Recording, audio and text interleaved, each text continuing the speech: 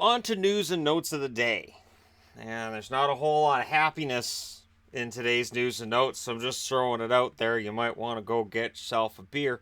Or if you're not of the age of beer, get yourself a nice Kool-Aid. Hockey guy wants me to drink the Kool-Aid. You're not watching him anymore. Okay, Jake Dotchin, who just signed with the Anaheim Ducks, did something we kind of expected him to do. Dotchin and the NHLPA have filed a grievance against the Tampa Bay Lightning for what they did, terminating his contract. They tore up his contract because he came to camp 30 pounds overweight. They've had nothing but problems with him. They're like, you're done, you're out of here. So they're filing a grievance. Money's going to be exchanged. I would think Tampa's going to pay him money to go away. It's just odd that they waited until he signed with a new team. Did they wait because they felt that if they filed a grievance before he signed, that maybe nobody would sign him? Maybe. Johnny Gaudreau's fine. I'm going to come back to that. Johnny Gaudreau's fine. He hasn't had anything negative to say about McAvoy or the hit. He said it's hockey. It's part of hockey. Man. But I'm coming back to that. Plekanec has been placed on the injured reserve by the Montreal Canadiens, so he'll miss a minimum of a week with his back. It's probably going to be longer than that.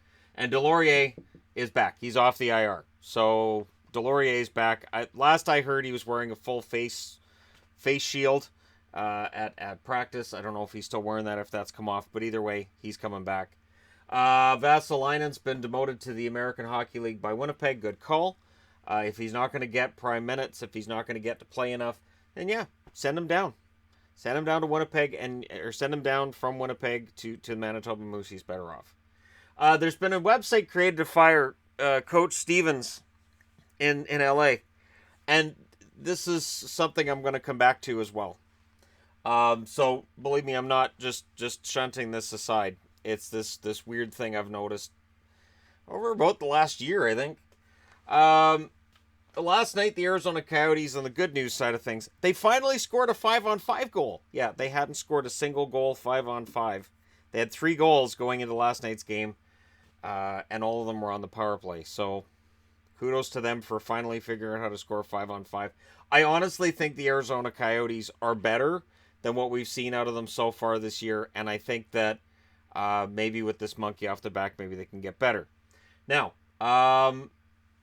Gaudreau's fine. Fire Stevens. Death threats to Matheson. So Mike Matheson, who laid out a hit that got him suspended 2 games on Elias Pettersson, gets death threats.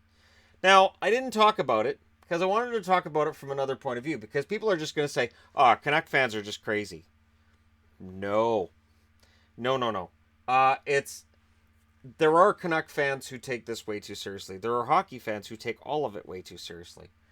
Gaudreau gets hit by McAvoy, and I see posts like, that's got to be a suspension. That's horrible. That's disgusting. And he's a big star player. Blah, blah, blah. Okay. Firing Stevens. They're off to a 2-4-1 start. I don't know what Stevens is supposed to do with the fact that the Kings are too slow. I'm not sure. And firing a coach is usually something people are going to push for, but it's the latest in something I've noticed. You have an opinion online. This channel being an example of that.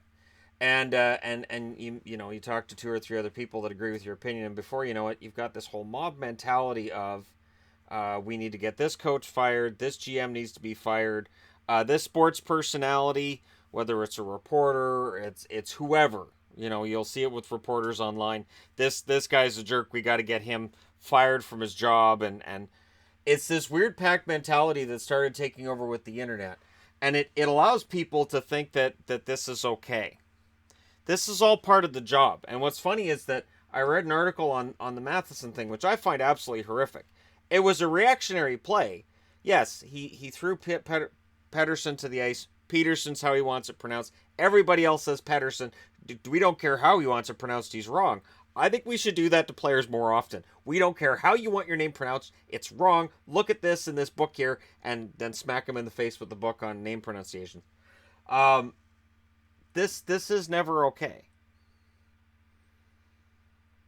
This is never okay. And sadly, it all kind of ends up in that same part of the news cycle with sports, that you'll see, somebody wants to see the coach fired. Well, of course they do. They would have wanted the coach fired before the season started, is my guess, because they weren't happy with how last season ended in the playoffs. There are going to be a certain amount of fans who say, "Oh, all right, Charlie McAvoy, we're out to get him to." And it's this pack mentality that's been happening in sports. It's not just hockey, but I find it odd, and I'm going to come back to it on this point too. So last night, Arizona scores 5-on-5, and I was happy for them to see them finally win a game and look good. Not just win a game, but look good. But I don't get emotionally invested in games in October. I've been watching hockey for 35 years. And unlike before I had the channel where I would watch Canuck games, Bruins games, and that was about it, now I'm watching everything. So as soon as a game finishes, I don't have time to get mad about the result. I have to go over to the next one, or I have to start setting up a review video. I don't have time to get mad about it. I don't really... And I'm at the point where I'm like, you know what? The Bruins won the Cup in 2011. If they never win it again, I saw them win the Stanley Cup. Dallas won the Cup in 99. If they never win it again, whatever. I saw them win it in 99. Vancouver, they had the Flying V, and it's been 40 years since they had the Flying V debut, and it's worth noting that Flying V... Gosh darn it. But this is never okay. And this is something that started becoming...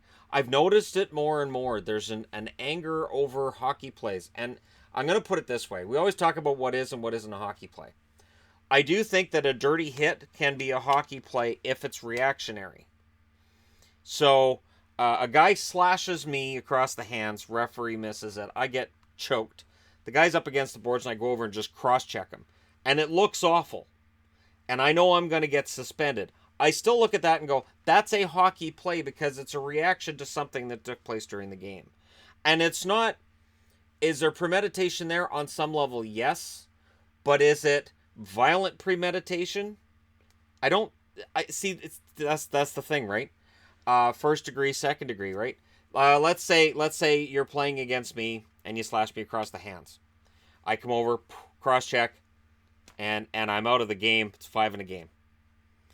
But let's go the other way.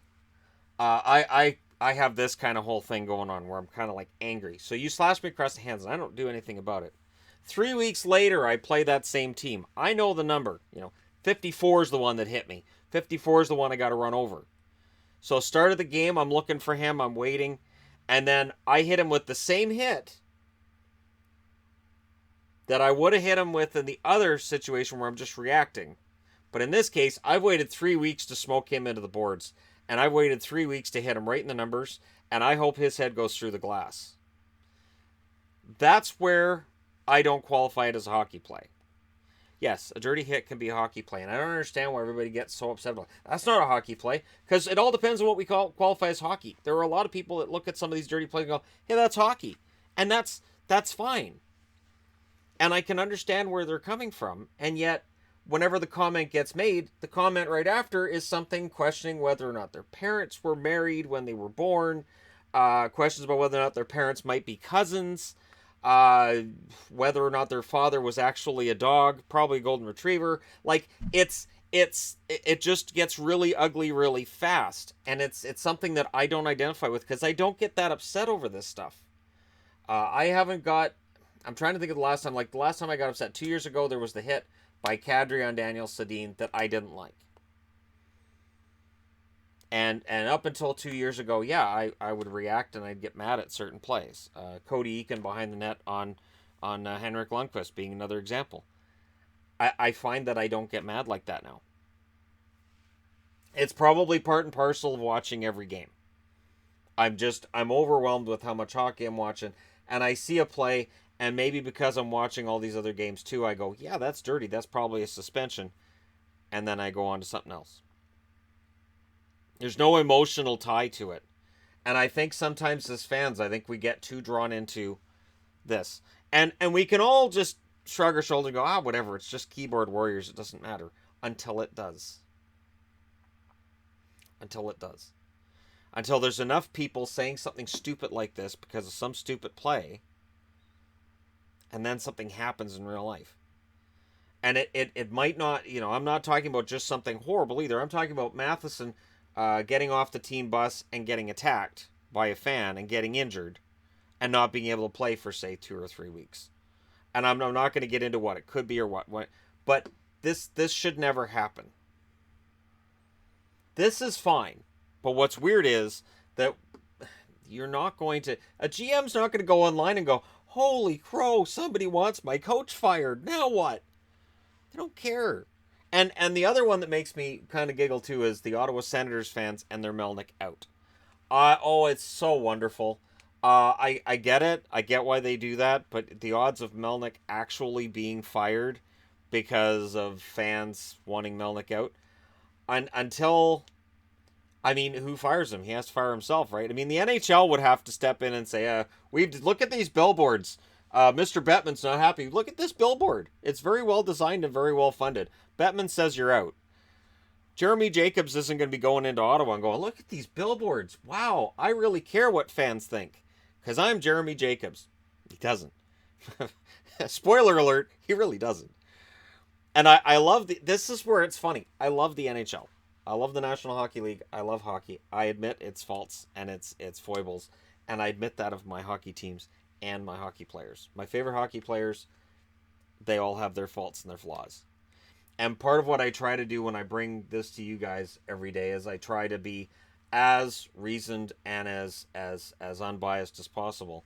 And with early starts, it can be hard to get excited for a team that starts really badly, and it can be hard to not get excited about a team that starts really, really well. But like, for instance, Vancouver, they go into last night, they're 4-2. I look at that and I say, you know what? I'm glad they're 4-2. I'm glad they're playing well. Do I think they make the playoffs? No. So that's sort of where I'm at. And then, of course, then it gets, well, he's a hater, or, you don't believe, or you're like somewhere Bo Horvat's watching this video and going, well, geez, if Shannon doesn't believe in us, forget it, guys. No, forget it. We're not winning tonight. Forget it. Just forget it.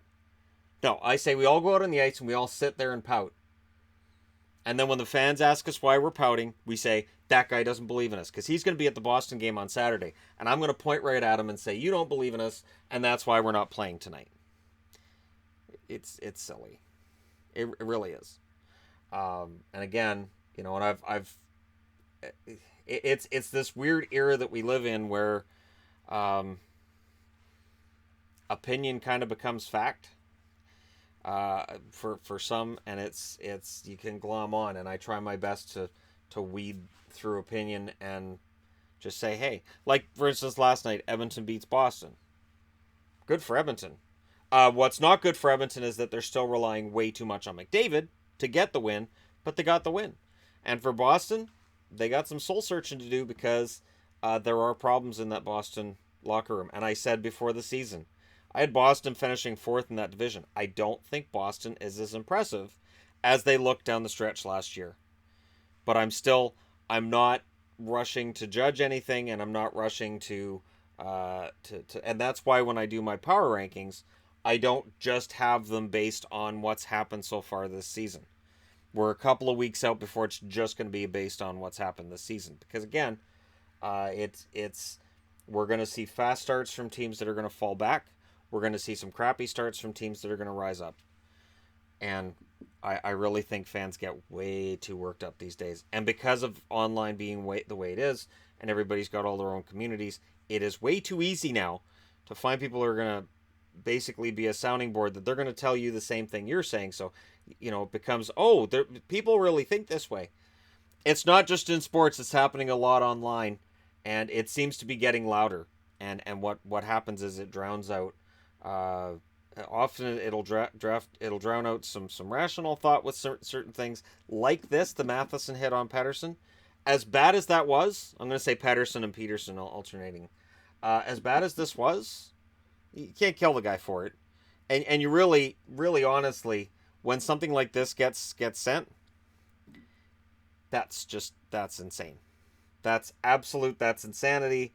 I don't know what to say to people who get that angry. I've never been that angry. As mad as I've been at guys like Marchand and Kadri and other players over the year, I've never once said, oh, I hope he dies, or oh, I hope his career ends. Good example is in Anaheim with Ryan Kesler. Kessler's had a decent start. You know what? I don't have any problem with Ryan Kesler as a hockey player, for the most part, he does do things in the playoffs very often that make me not like him very much. There are other things regarding Kessler I've had a problem with in the past, but when he's playing well right now, I'm happy for him. I am. You know, if he has one last really good season, or if he comes through his hip problems and now he has another 2 or 3 really excellent seasons, good for him. So there you go. I just wanted to. It's been bothering me, so I just wanted to throw that out there for you guys. And I know it's not something everybody's going to agree with me on, which is fine. I just wanted to talk about it because this has been bothering me, and I've seen some of it with this. Not anywhere near as much, because again, Goudreau's okay, and the McAvoy hit didn't look as bad as what Matheson did with Peterson, but see, I alternated again. But yeah, it's a fine line. It's tricky because there is a line that once you've crossed it, you've probably gone into crazy town, and sometimes it can be hard to see that line. I do my best every day to bring this stuff to you guys. Let me know what you think in the comments section below. As always, don't forget to hit like and subscribe if you're browsing your way through. You just happened upon this video, and thank you guys so much for watching. I'll talk to you again soon.